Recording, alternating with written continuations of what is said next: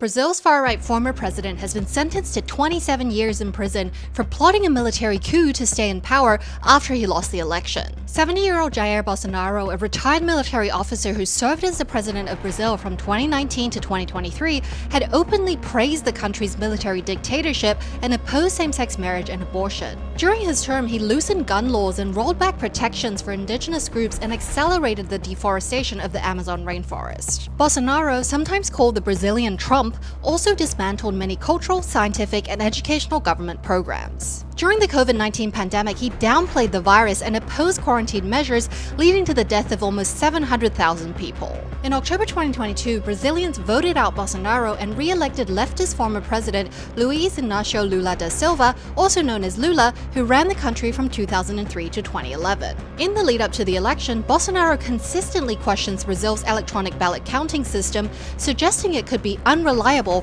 and even instructed supporters to go to war if Lula stole the election. On January 8, 2023, thousands of Bolsonaro supporters stormed Brazil's capital in Brasilia in an attempt compared to the January 6 riot on the US Capitol. The riots triggered a massive investigation, and in June 2023, Bolsonaro was banned from running for public office until 2030 for trying to undermine the validity of the election. On Thursday, September 11th, 4 out of 5 Supreme Court judges found Bolsonaro, who is currently under house arrest, guilty of attempting to instigate a military coup aimed at keeping himself in power, and sentenced him to 27 years and 3 months in prison. He was found guilty of 5 crimes, including attempting a coup to stay in power after the election, including alleged plans to kill Lula, running a criminal organization, and trying to violently abolish the democratic rule of law. The Supreme Court also banned him from running for public office until 2060, 8 years after his sentence ends.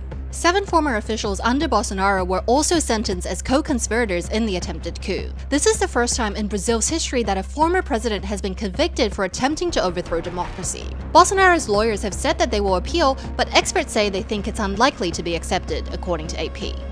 Follow for more stories from around the world.